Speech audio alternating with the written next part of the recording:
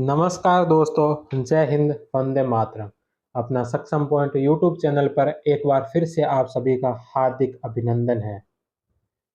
हम पढ़ रहे थे RPSC first grade history subject की टेस्ट सीरीज का सॉल्यूशन कर रहे थे, जो test series doctor Ganpat Singh Rajput sir के द्वारा करवाई गई थी, जिसमें अब तक हमारे 4 टेस्ट कंप्लीट हो चुके हैं। आज की 5वीं क्लास में हम गुप्त युग और वर्धन वंश के संबंधित जो कुछ क्वेश्चन है, जो टेस्ट के क्वेश्चन है, उन क्वेश्चनों को सोल्व करेंगे। तो करते हैं हम आज की क्लास को शुरू बिना देरी किए। तो आज की क्लास का जो पहला प्रश्न है वो है, प्रयाग प्रस्तुति में उल्लेखित कांची मद्रास स्थित कांचीवरम का राजा कौन था। तो प्रयाग प्रस्तुति में जो उल्लेखित कांची है, जो मद्रास स्थित कांचीवरम जो क्षेत्र है, उसका राजा कौन था। तो उसका राजा था विष्णुगुप्त। 1 नंबर ऑप्शन है जो इसका राइट आंसर है। प्रयाग प्रस्तुति की 19वीं तथा 20वीं पंक्ति में दक्षिणापथ के 12 राज्यों को समुद्रगुप्त के द्वारा विजय करने का उल्लेख मिलता है।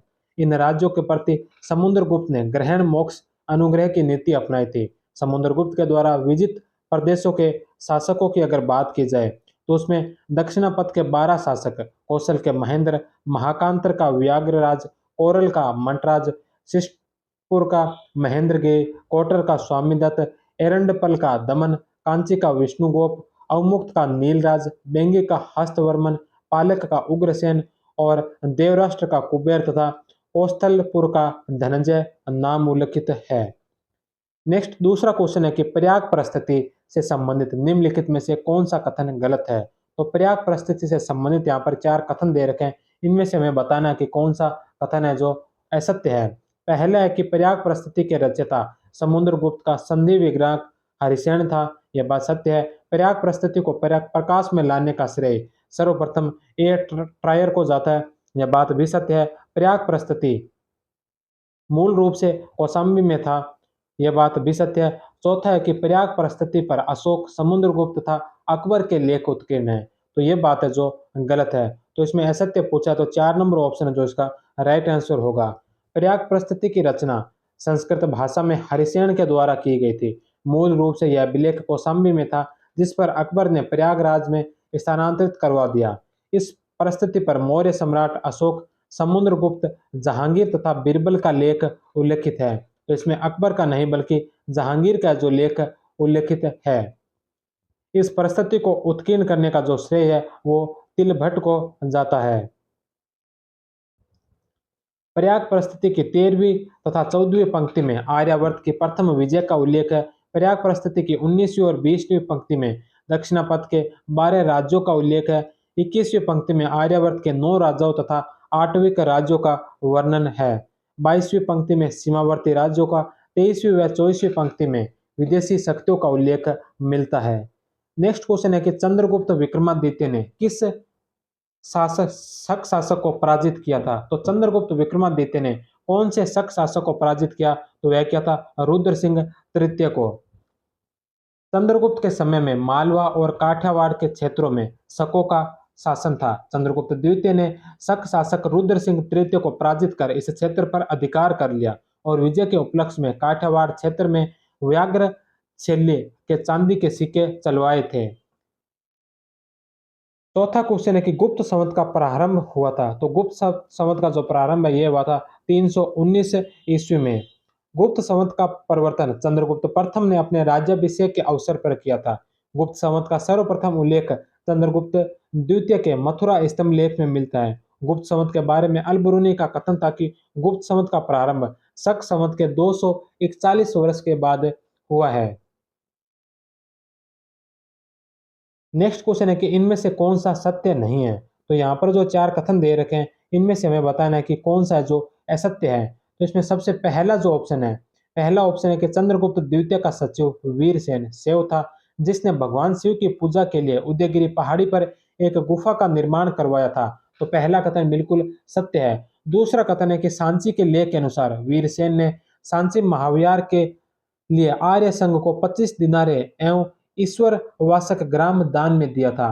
तो यह बात है जो बिल्कुल गलत है। 2 नंबर जो गलत होगा। तीसरा है कि चंद्रगुप्त द्वितीय का सेनापति आम्र कारदायु बौद्ध था, तो यह बात सत्य है। चौथा, मथुरा लेख में आर्यादिताचार्य नामक एक सेव का उल्लेख मिलता है, जिसने अपने पुण्य अर्जन के लिए 2 शिवलिंगों की स्थापना करवाई थी, तो यह भी सत्य है। तो इसमें असत्य पूछा है तो असत्य 2 नंबर ऑप्शन इसका राइट आंसर होगा। सांची अभिलेख के अनुसार आर्म आम्रकारदव ने सांची महाविहार के आर्य संघ को 25 दिनारे तथा ईश्वरवासक नामक गांव दान में दिया था, जो प्रतिदिन 5 भिक्षुओं को भोजन कराने तथा रत्न ग्रह में दीप जलाने के लिए दिया गया था। नेक्स्ट क्वेश्चन है कि मंदसौर अभिलेख में निम्नलिखित में से किस श्रेणी द्वारा एक भव्य सूर्य मंदिर के निर्माण का उल्लेख मिलता है? तो मंदसौर अभिलेख में किस श्रेणी के द्वारा एक भव्य सूर्य मंदिर निर्माण का उल्लेख मिलता है? तो यह मिलता है रेशम बुनकरों की श्रेणी। 3 नंबर ऑप्शन इसका राइट आंसर है। मंदसौर अभिलेख में पटवाई श्रेणियों की गतिविधियों का उल्लेख मिलता है। यह रेशम बुनकरों की एक श्रेणी थी जो नर्मदा क्षेत्र के निकट लाट प्रदेश से रेशम बुनकरों की एक श्रेणी अपना काम छोड़कर पश्चिमी मालवा से दसपुर में आई थी तथा 437 से 38 ईस्वी में सूर्य मंदिर हेतु वित्तीय सहायता प्रदान करने का उल्लेख मिलता है। मंदसौर अभिलेख में मालव संवत 493 या 529 अंकित है। इस अभिलेख की रचना वत्स भट्टी ने की थी। नेक्स्ट क्वेश्चन है कि किस गुप्त शासक को सकारी कहा गया? तो सकारी किसे कहा गया? तो सकारी है जो चंद्रगुप्त द्वितीय को कहा गया है। 1 नंबर ऑप्शन है जो इसका राइट आंसर होगा। सकारी अनुश्रुति में चंद्रगुप्त द्वितीय को विक्रमादित्य कहा जाता है। सकरा सक्रादित्य ह्वेनसांग ने कुमारगुप्त प्रथम को कहा था। सक्रोपम कहोम अभिलेख में स्कंदगुप्त को कहा गया है। नेक्स्ट क्वेश्चन है कि तुमेन अभिलेख जो 435 ईस्वी का है, इसमें किस गुप्त शासक को शरदकालीन सूर्य की भांति बताया गया है? तो कौन से जो गुप्त शासक है उसको शरदकालीन सूर्य की भांति बताया गया है? तो यह बताया गया है कुमारगुप्त प्रथम को। 3 नंबर ऑप्शन है जो इसका राइट आंसर होगा। तुमेन अभिलेख मध्य प्रदेश के ग्वालियर में प्राप्त हुआ है जो 435 ईस्वी का है। इस अभिलेख में कुमारगुप्त को शरदकालीन सूर्य की भांति बताया गया है। नेक्स्ट क्वेश्चन है कि कुमारगुप्त के किस लेख से गोविंद स्वामिन के मंदिर को भूमि दान दिए जाने का उल्लेख मिलता है? तो यह मिलता है बेग्राम ताम्रपत्र से। बेग्राम ताम्रपत्र बांग्लादेश के बोगरा से प्राप्त हुआ जो 447 ईस्वी का है। इस ताम्रपत्र में गोविंद स्वामी के मंदिर को भूमि दान दिए जाने का उल्लेख मिलता है। नेक्स्ट क्वेश्चन है कि कुमारगुप्त का कौन सा मंत्री था जो सचिव महासंधि विग्रह कुमारामात्य महाबलाधिकृत के पद पर रहा? तो कौन सा जो मंत्री है जो इन सभी पदों पर रहा था? तो वह मंत्री है पृथ्वीसेन। 4 नंबर ऑप्शन जो इसका राइट आंसर होगा। चिरादत्त जो पुंडवर्धन का प्रांतपति था, घटोत्कच गुप्त जो एरण का प्रांतपति था, बंधु वर्मा जो दसपुर का प्रांतपति था और पृथ्वीसेन जो ये अवध का प्रांतपति था।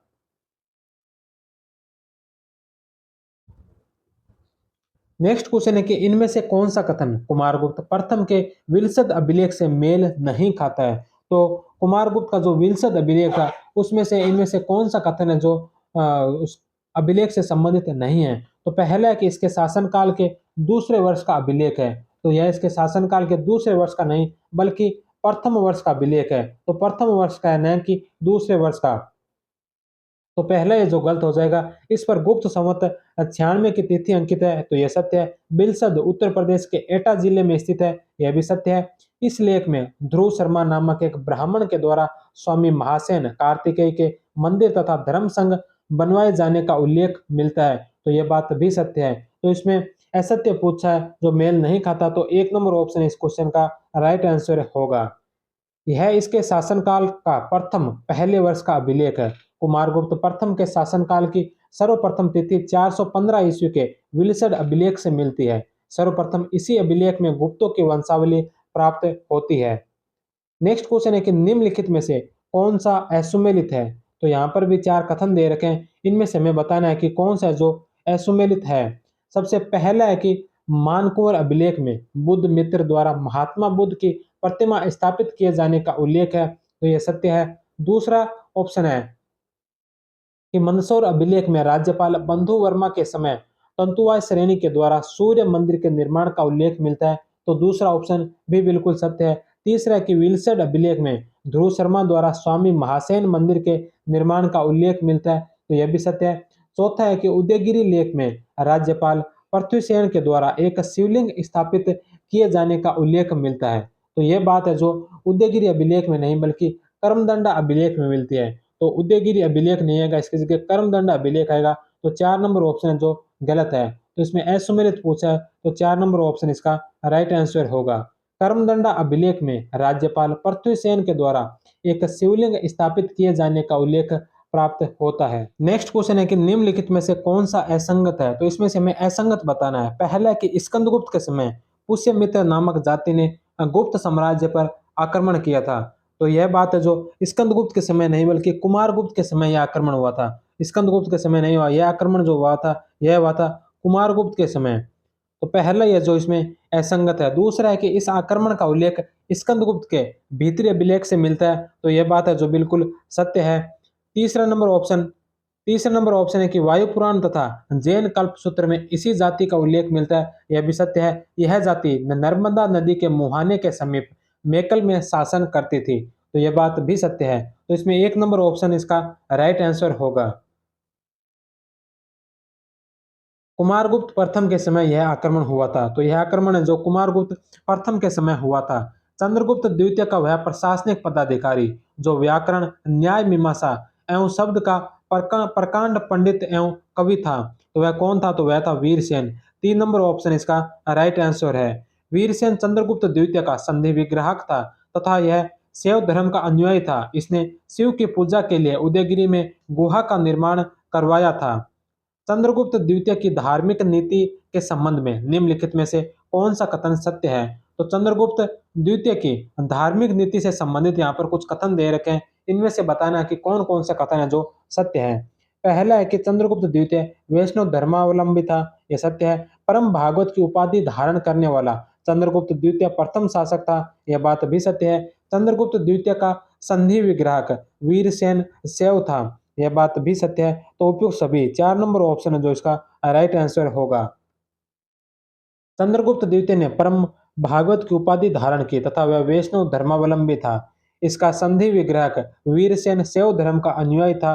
वहीं आम्र आम्रकार्दो जो बौद्ध था। नेक्स्ट क्वेश्चन है कि समुद्रगुप्त निम्नलिखित में से किसका पुत्र था, तो समुद्रगुप्त किसका पुत्र था, तो समुद्रगुप्त जो कुमार देवी का पुत्र था। 3 नंबर ऑप्शन इसका राइट आंसर है। समुद्रगुप्त गुप्त सम्राट चंद्रगुप्त प्रथम की लिच्छवी राजकुमारी कुमार देवी से उत्पन्न पुत्र था। नेक्स्ट क्वेश्चन है कि गुप्त शासक चंद्रगुप्त द्वितीय की दूसरी राजधानी कौन सी थी, तो दूसरी राजधानी जो थी उज्जैन है। 1 नंबर ऑप्शन इसका राइट आंसर है। चंद्रगुप्त द्वितीय की प्रारंभिक राजधानी पाटलिपुत्र थी, परंतु विजय के पश्चात चंद्रगुप्त ने उज्जैन को अपनी राजधानी बनाया। इसके अतिरिक्त विजय अभियानों के दौरान अयोध्या और कौशाम्बी को भी चंद्रगुप्त द्वितीय ने अपनी अस्थायी राजधानी के रूप में प्रयोग किया था। नेक्स्ट क्वेश्चन है कि किस अभिलेख में वहालिकों का उल्लेख मिलता है, तो वहालिकों का जो उल्लेख मिलता है यह मिलता है मेहरौली स्तंभलेख में। दक्षिणी दिल्ली में स्थित मेहरौली स्तंभलेख में चंद्र नामक शासक की विजयों का उल्लेख मिलता है। इस चंद्र की पहचान चंद्रगुप्त द्वितीय से की गई है। नेक्स्ट क्वेश्चन है कि नालंदा बौद्ध विहार का निर्माण किसने करवाया, तो नालंदा बौद्ध विहार का निर्माण करवाया था कुमारगुप्त प्रथम ने। नालंदा विश्वविद्यालय का संस्थापक कुमारगुप्त को माना जाता है। मंदसौर अभिलेख से पता चलता है कि वह चारों समुद्रों की चंचल लहरों से घिरी पृथ्वी पर शासन करता था। इसने अश्वमेध यज्ञ का आयोजन किया था और महेंद्र की उपाधि धारण की थी। कार्तिकेय का अंकन कुमारगुप्त के सिक्कों पर ही मिलता है। इसने नालंदा में एक विहार की स्थापना की। नालंदा के धर्मगंज नामक पुस्तकालय अपने विशिष्ट हस्तलिपि लिखित पांडुलिपि के संग्रह के लिए विश्व विख्यात था। यह पुस्तकालय 3 भवनों में संचालित था, रत्न सागर, रत्नोदधि और रत्न रंजक। पाल वंश के देवपाल ने नालंदा में बौद्ध विहार बनाने के लिए जावा के शैलेंद्र वंशी शासक बालपुत्र देव को 5 गांव दान दिए थे। यहाँ इस तथ्य को उल्लेखित करना प्रासंगिक होगा कि हर्षवर्धन के समय यहाँ का प्राचार्य शीलभद्र था। वहीं इत्सिंग ने नालंदा प्रवास के दौरान नालंदा का महास्तिवर कुलपति राहुल मित्र था। नेक्स्ट क्वेश्चन है कि निम्नलिखित अभिलेखों में से किस एक में स्कंदगुप्त के राज्यकाल में हुणों के आक्रमण का उल्लेख है? तो कौन से जो अभिलेख में जो हुणों के आक्रमण का उल्लेख है तो वह है भीतरी। 2 नंबर ऑप्शन इसका राइट आंसर है। स्कंदगुप्त के भीतरी गाजीपुर उत्तर प्रदेश लेख में हुणों के आक्रमण का उल्लेख मिलता है। इस लेख में उल्लेख मिलता है कि हुणों के विरुद्ध युद्ध क्षेत्र में उतरने पर उसकी भुजाओं के प्रताप से पृथ्वी कांप उठी थी।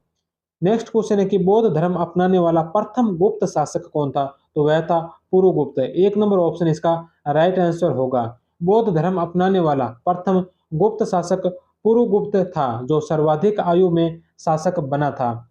नेक्स्ट 22 नंबर क्वेश्चन है कि निम्नलिखित में से कौन कौन से अभिलेख गुप्त सम्राट कुमारगुप्त प्रथम से संबंधित है? तो कुमारगुप्त प्रथम से संबंधित कौन कौन से अभिलेख है? पहला दामोदर ताम्रपत्र अभिलेख, यह कुमारगुप्त प्रथम का है, ये बात सही है। दूसरा धनदेव ताम्रपत्र अभिलेख, यह भी है जो कुमारगुप्त प्रथम का है। तीसरे नंबर पर है विलसड स्तंभ लेख, यह भी कुमारगुप्त प्रथम का है। और चौथा नंबर पर है कहोम अभिलेख। कहोम अभिलेख है जो कुमारगुप्त प्रथम का नहीं है। तो 1, 2 और 3, 1, 2 और 3 है जो इसका राइट आंसर होगा। 1, 2 और 3, 2 नंबर ऑप्शन इसका राइट आंसर है। कुमारगुप्त के दामोदरपुर ताम्रपत्र लेख में भूमि के क्रय विक्रय संबंधी विवरण का उल्लेख प्राप्त होता है।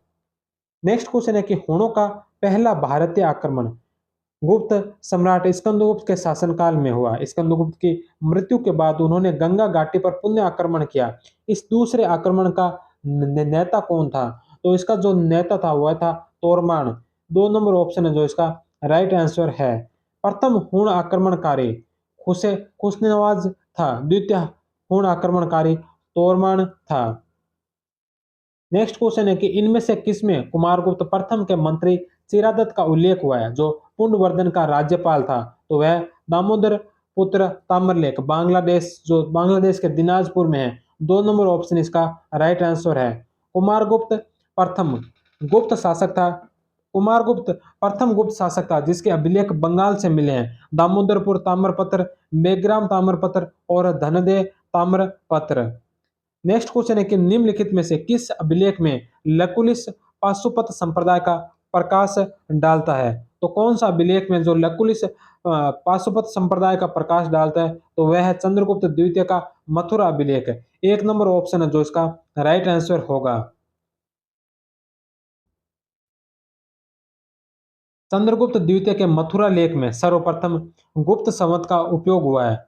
जिसमें सर्वप्रथम गुप्त संवत का उपयोग हुआ है यह चंद्रगुप्त द्वितीय के शासन का प्रथम अभिलेख है। मथुरा लेख में पाशुपत सेव उदिताचार्य का उल्लेख मिलता है, जिसने कपिलेश्वर तथा उममितेश्वर शिवलिंग स्थापित करवाए थे।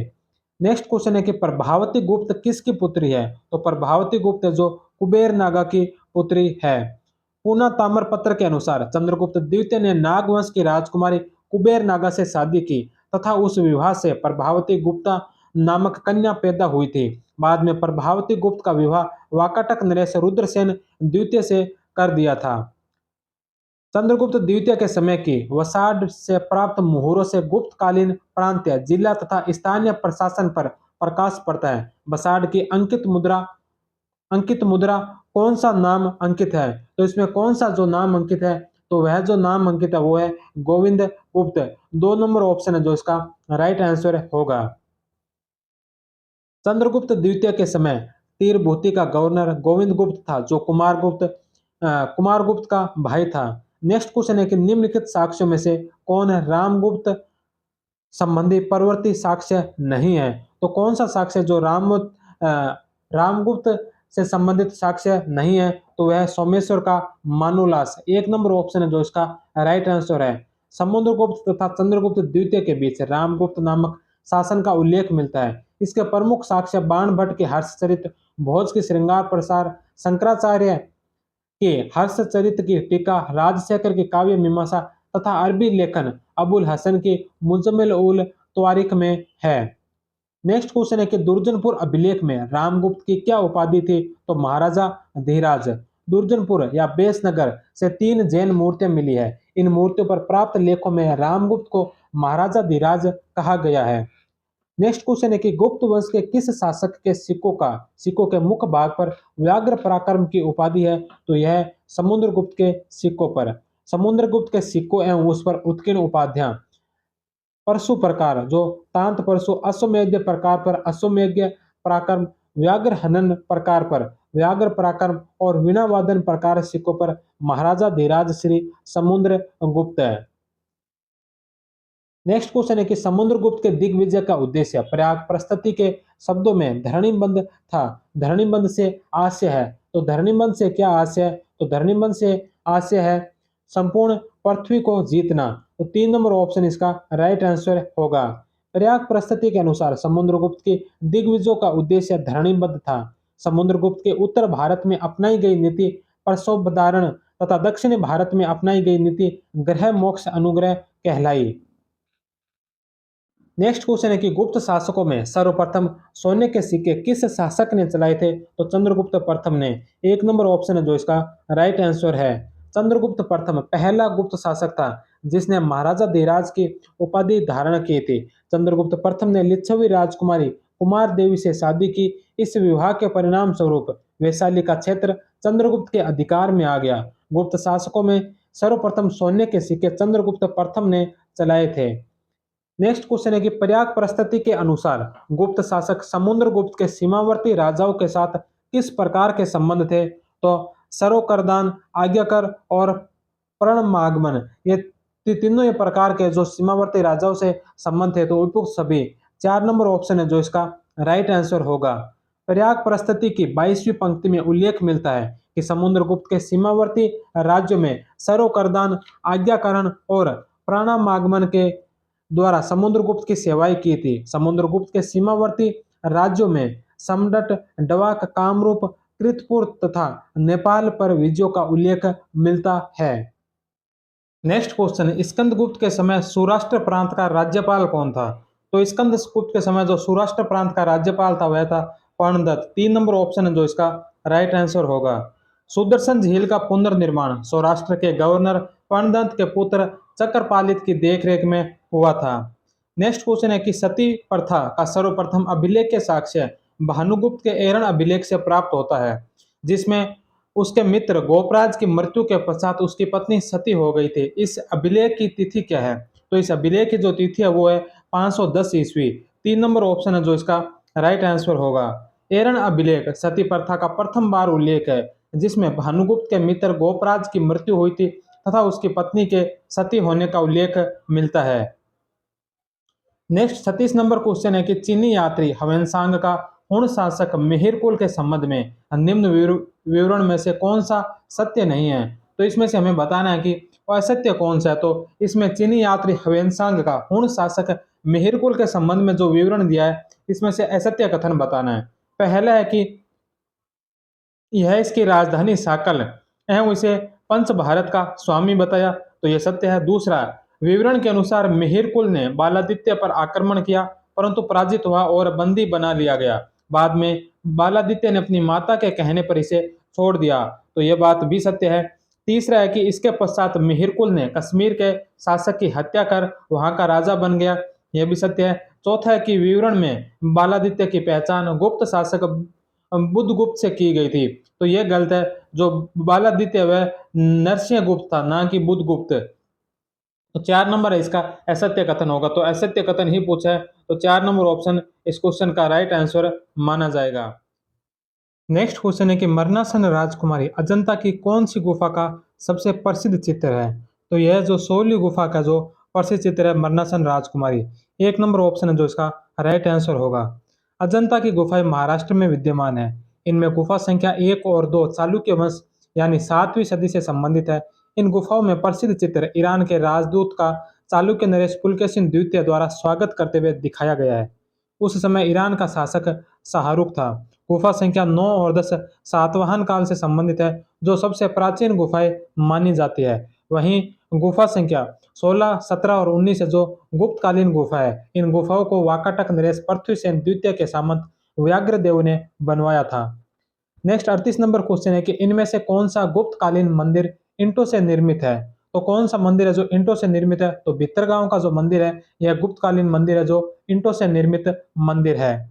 भित्तरगांव का मंदिर सिरपुर भित्तरगांव का मंदिर तथा सिरपुर का लक्ष्मण मंदिर गुप्त काल में बने ईंटों के मंदिर है।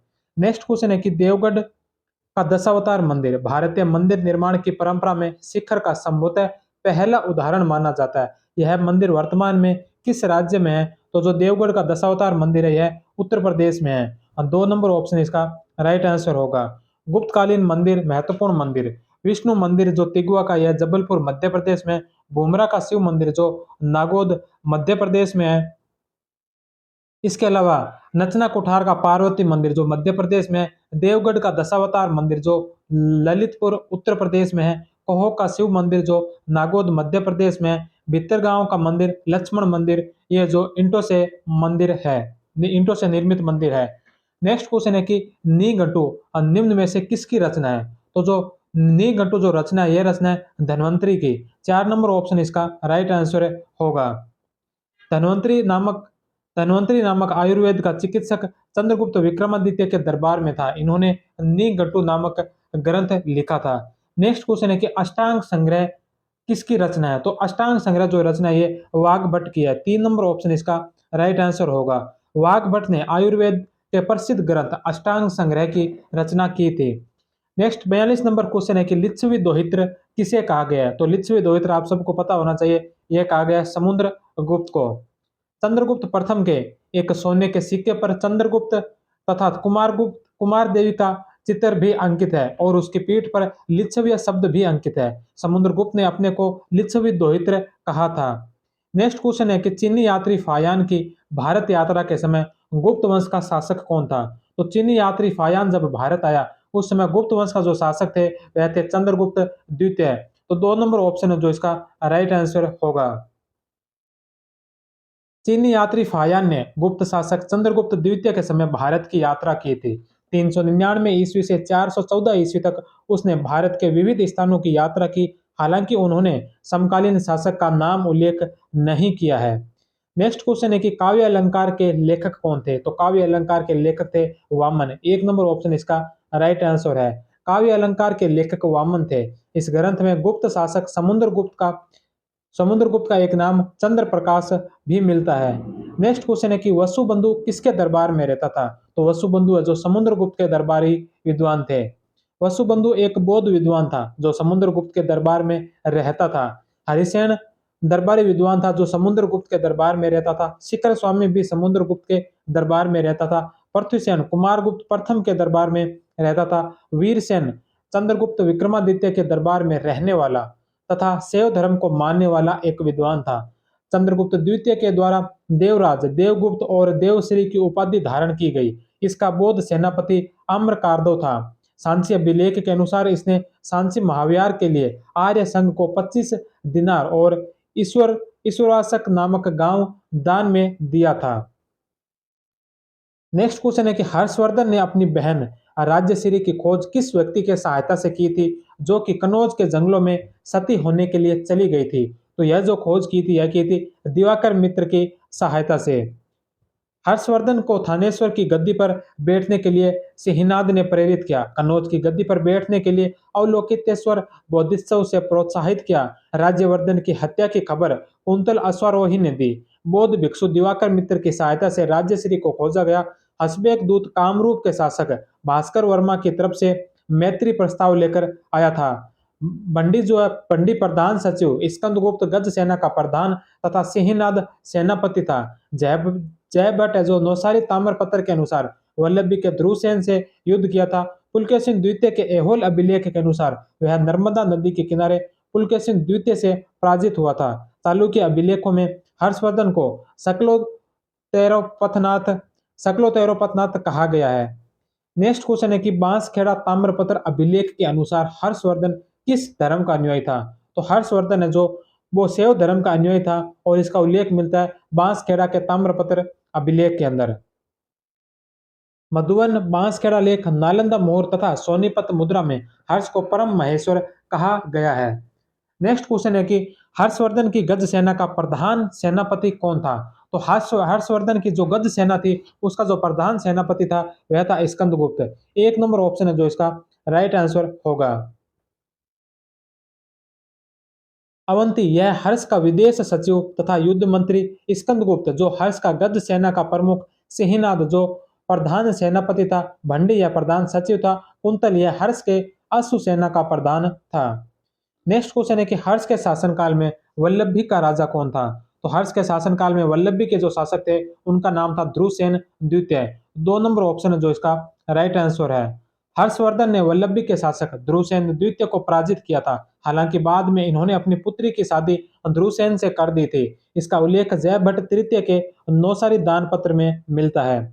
नेक्स्ट क्वेश्चन है कि किस शासक को हुण हरिण केसरी कहा गया? तो हुण हरिण केसरी जो ये कहा गया प्रभाकर वर्धन को। एक नंबर ऑप्शन इसका राइट आंसर है। राज्यवर्धन को परम सौगात बौद्ध धर्म अनुयायी की उपाधि का उल्लेख मधुवन तथा बांसखेड़ा दान लेख में मिलता है। नेक्स्ट क्वेश्चन है कि किस शासक ने हंसबेग नामक राजदूत के माध्यम से हर्ष के साथ मैत्री संबंध स्थापित किए थे? तो वह थे भास्कर वर्मा। दो नंबर ऑप्शन इसका राइट आंसर होगा। हर्ष हर्षवर्धन ने जब घोड़ों के विरुद्ध युद्ध अभियान की शुरुआत की तो सबसे पहले कामरूप के शासक भास्कर वर्मा को भेजा हुआ हंसबेग नामक दूत मिला जो मैत्री प्रस्ताव लेकर आया था। हर्षवर्धन ने इसे स्वीकार कर लिया। इसका विवरण बाण भट्ट की हर्षचरित में मिलता है। नेक्स्ट क्वेश्चन है कि हर्ष के समय प्रयाग के संगम क्षेत्र में प्रति 5 वर्ष एक समारोह आयोजित किया जाता था जिसे महामोक्ष परिषद कहा गया। हवेनसांग किस समारोह में सम्मिलित हुआ था? तो हवेनसांग इसमें जो सम्मिलित हुआ था वह समारोह था 6 नंबर का। एक नंबर ऑप्शन है जो इसका राइट आंसर है। हवे हर्ष प्रत्येक 5 वर्ष में महामोक्ष परिषद का आयोजन करता था। चीनी यात्री हवेनसांग 643 ईस्वी में इस प्रकार के छठे महोत्सव में शामिल हुआ था। नेक्स्ट क्वेश्चन है कि निम्नलिखित में से कौन हर्षवर्धन के दरबार में नहीं था? तो इनमें से कौन सा विद्वान है जो हर्षवर्धन के दरबार में नहीं था? तो बाण भट्ट, मयूर भट्ट और मातंग दिवाकर ये तीनों हर्षवर्धन के दरबारी विद्वान थे, लेकिन जो मयूर शर्मन है ये हर्षवर्धन के दरबार में नहीं था। तो 4 नंबर ऑप्शन है जो इसका राइट आंसर होगा। हर्षवर्धन के दरबारी विद्वान जिनमें बाण भट्ट, मयूर भट्ट, मातंग दिवाकर, हरिदत्त तथा जयसेन थे। नेक्स्ट क्वेश्चन है कि पृथ्वी प्रथम वीर किस शासक की उपाधि थी? तो पृथ्वी प्रथम वीर है जो समुद्रगुप्त की उपाधि थी। समुद्रगुप्त को हरिसेन द्वारा रचित प्रयाग प्रस्तुति में पृथ्वी प्रथम वीर की उपाधि प्रदान की गई। इस प्रशस्ति में समुद्रगुप्त को इस उपाधि के अलावा धर्म प्राचीर बंद सर्व राज्योच्छेता लिच्छवी द्वैतर धरणीबंध की उपाधियां भी दी गई थी। नेक्स्ट क्वेश्चन है कि आर्यावर्त के प्रथम अभियान में समुद्रगुप्त ने निम्नलिखित में से किस शासक को पराजित नहीं किया था? तो इसमें से कौन से शासक को पराजित नहीं किया था आर्यावर्त के प्रथम अभियान में? तो इसमें नागसेन को पराजित किया था। इसके अलावा कोतकुलज को भी पराजित किया था, अच्युत को भी पराजित किया था, लेकिन उग्रसेन को इसमें पराजित नहीं किया। तो 1, 2 और 3 तीनों को पराजित किया। इसमें पूछा पराजित नहीं किया, तो 4 नंबर ऑप्शन है जो इसका राइट आंसर होगा। प्रयाग प्रस्तुति की प्रयाग प्रस्तुति की 13वीं तथा 14वीं पंक्ति में आर्यावर्त की प्रथम विजय का उल्लेख है जिसमें नागसेन, अच्युत तथा कोतकुलज को पराजित किया गया था। नेक्स्ट क्वेश्चन है कि बाघ में उत्कीर्ण गुफाओं की संख्या कितनी है? तो इसमें गुफाओं की संख्या 9। 1 नंबर ऑप्शन इसका राइट होगा। बाकी गुफाएं मध्य प्रदेश में बाघ नदी के तट पर स्थित है जो 9 गुफाओं का एक समूह है। इसकी खोज 1818 में डेंजरफील्ड के द्वारा की गई थी। नेक्स्ट क्वेश्चन है कि सम्राट कुमारगुप्त की माता का क्या नाम था? तो सम्राट कुमारगुप्त की जो माता का नाम था वह था ध्रुव देवी। 3 नंबर ऑप्शन इसका राइट होगा। कुमारगुप्त चंद्रगुप्त कुमारगुप्त चंद्रगुप्त की पत्नी ध्रुव देवी से उत्पन्न सबसे बड़ी संतान थे। नेक्स्ट क्वेश्चन है कि गीतापाद, गणितपाद और कालक्रियापाद व गोलपाद किसके अंग है? तो ये जो है ये आर्यभट्टियम के अंग है। 1 नंबर ऑप्शन है जो इसका राइट आंसर होगा। आर्यभट्ट के द्वारा आर्यभट्टम नामक गणित विषय की पुस्तक लिखी गई। इस पुस्तक के 4 भाग हैं: 10 गीतिकापाद, गणितपाद, कालक्रियापाद और गोलापाद। नेक्स्ट क्वेश्चन है कि निम्नलिखित में से किस में चंद्रगुप्त द्वितीय को देवगुप्त कहा गया था?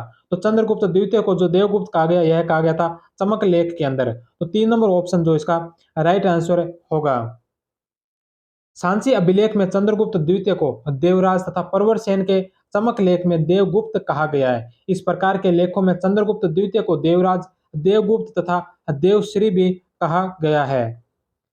नेक्स्ट क्वेश्चन और आज की क्लास का जो अंतिम क्वेश्चन है कि किसके आग्रह पर हर्षवर्धन ने 606 ईस्वी में 16 वर्ष की आयु में सिंहासन ग्रहण किया था? तो यह किया था सिंहनाद के आग्रह पर। 2 नंबर ऑप्शन है जो इसका राइट आंसर होगा। सिंहनाद के आग्रह पर हर्षवर्धन ने 606 ईस्वी में थानेश्वर राज्य का सिंहासन ग्रहण किया था। तो ये थी दोस्तों आज का 5 नंबर जो टेस्ट। इसके पश्चात कल की क्लास में हम छठा टेस्ट करेंगे, जिसके अंदर हम पढ़ने वाले हैं भारतीय संस्कृति का बाह्य विस्तार, जिसमें पश्चिमी एशिया, मध्य एशिया, दक्षिणी पूर्वी एशिया और इसके अलावा जो मौर्योत्तर युग की समाज, अर्थव्यवस्था और संस्कृति के बारे में। तो कल 6 नंबर टेस्ट होगा। तब तक आपका सभी का बहुत बहुत धन्यवाद। जय हिंद, वंदे मातरम।